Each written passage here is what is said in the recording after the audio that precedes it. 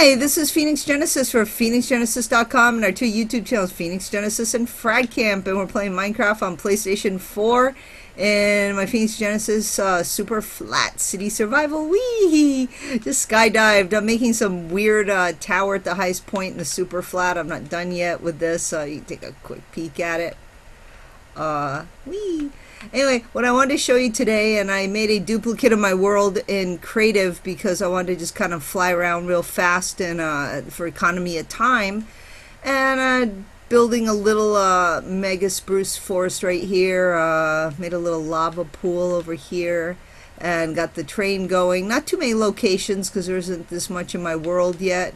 Made a little pond with some sugar cane, and by the way, TNT and creepers are perfect for that. You can fight them and they blow up areas, and instead of filling them up or leaving like unsightly holes, you can just go ahead and, you know, fill them up with water, make a little pond. We got different acacias over here, spruce and birch, little jungle that we got going here, a beacon so we know where everything is, our standard MC village with threw in a couple iron golems here, lots and lots and lots of flowers. And what's really cool with the bone meal is that mostly it'll make these red, yellow ones. It'll make the oxidaisies. It'll make these little azure bluettes. But once in a while you'll get an area that'll make the tulips. Yay, like a little flower forest. And I don't know how they calculate it in Minecraft, but it's pretty cool. I try to throw a lot of flowers down there for later. And yeah, I still have to round up some horses, making a little dark oak forest right here. So I think I touched on all the major trees I wanted, but let me show you my brick and stone brick and dark oak wood mini mansion. And I don't know how many rooms would be considered a mansion, but in my mind a mansion is a state of mind, and it's bigger than what I own in real life or probably ever will own, so in my mind it's a mansion. So let's take a peek. I want to show you the roof detail here. Actually use some cobwebs to make that nice smoke from the chimney. The chimney does go all the way down to the flames, so it is a real chimney. And we have some nice acacia wood, a little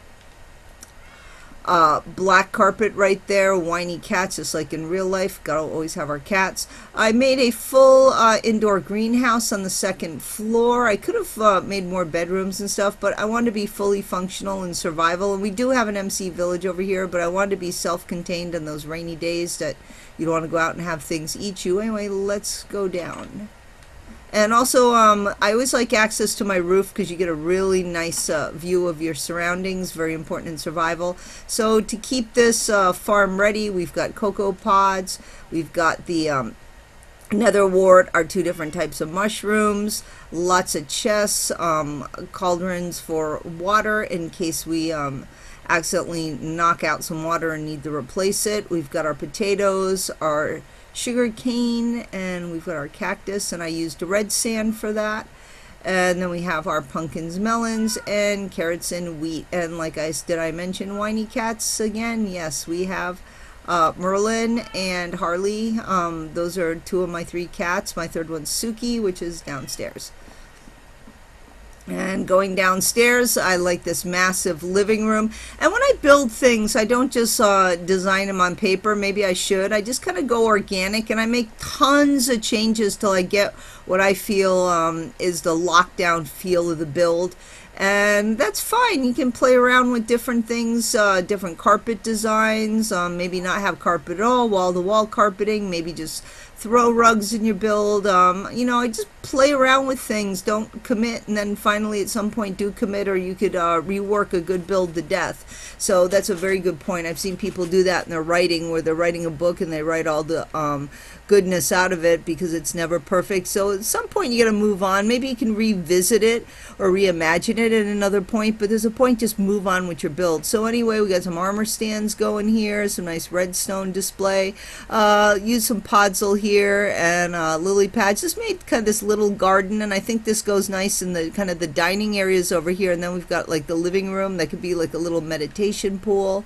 Always a chest, because originally I was building this just to be a storage unit, and then I got creative with the storage unit, and then I said, okay, I'm just gonna make a mansion out of it. I don't know if those plants work there in the back of the couch, but they're there. Kind of, I want the room open, but just breaks it up a little bit. And we've got, of course, Ray, my service dog, and we've got a nice big functional jukebox sound system area here. And I like that the fireplace goes through, and it's high enough that it gives you privacy, so you can't really see in the other room, but still it kind of opens up the house.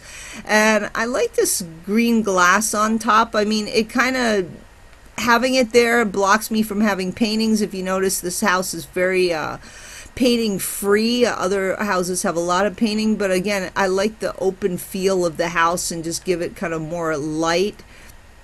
And it kind of elevates the house. That's actually the name I named this house. I've named a few other of my builds, but this one's called Elevate. Your typical dining room area, I used, I think that's, is that dark oak or oak? One of those. For the wood, just natural wood. And then I always like coffee and cake and little cups to have your coffee in. And that should be Suki right there. Yes, always getting in where she shouldn't. And I like for the staircase, just kind of putting the books here, and again, these mushrooms, and leaving it so that there's kind of an open feel. Yet, there isn't too much you could do to kind of with the stairs to kind of limit it, so kind of blocks up the room, but also kind of keeps it open at the same time without being too open. I think if there was nothing under there, it would just look too I don't know, kind of sore thumb. So that's why I put the bookcases in there. Moving along, and when you're building your rooms, try to keep them logical. So of course a kitchen you want as close to the dining room as possible so you can serve. You could take those plants down and actually serve dishes through here like you see in restaurants. So just a simple little table, put a little plants there, put some little food down there. I think it kind of looks nice, looks kind of organic, and it's nighttime and raining again. What else is new? But we have a bed to sleep in the bedroom. I wanted it to rain all day yesterday to test how high it would snow, and it doesn't snow in the Superflat. And of course now I don't want it to rain, and it's nighttime and it's raining. Anyway, we've got functional stoves, crafting table, cookbook, and functional clock so we can see it's nighttime, and brewing. And we have a microwave and a little picture of ducks. I think it's probably like one of the few paintings.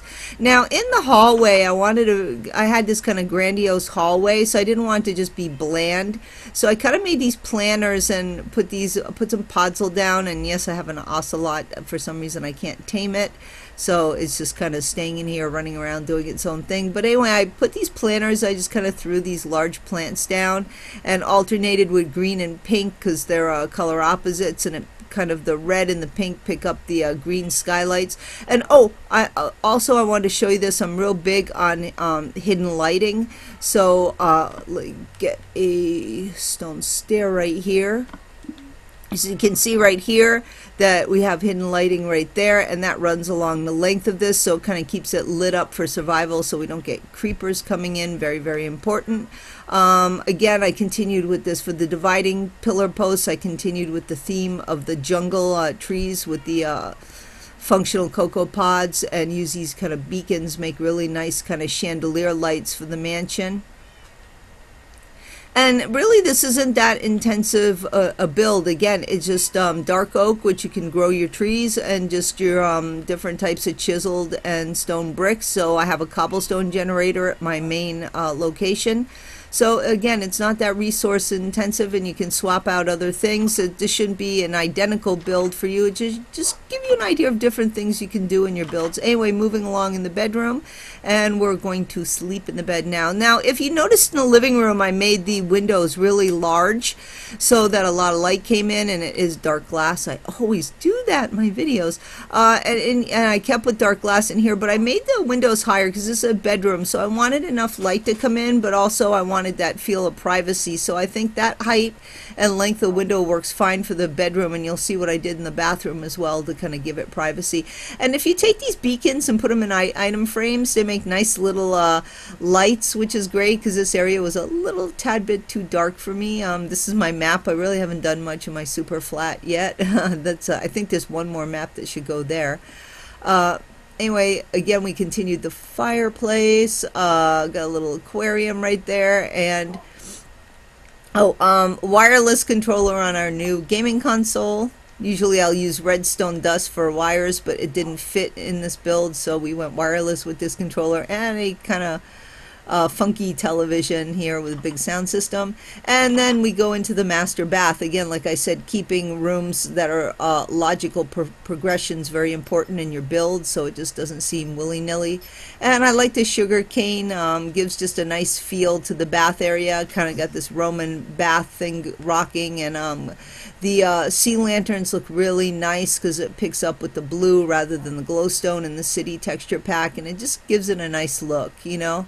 And same thing, lighting under the sinks. Those are supposed to be mirrors. It's the best we have in the city pack. And this is your bathrobe to put on, and this is your shampoo and conditioner dispenser, and you have a little shower if you're in the mood to take a shower. Yay!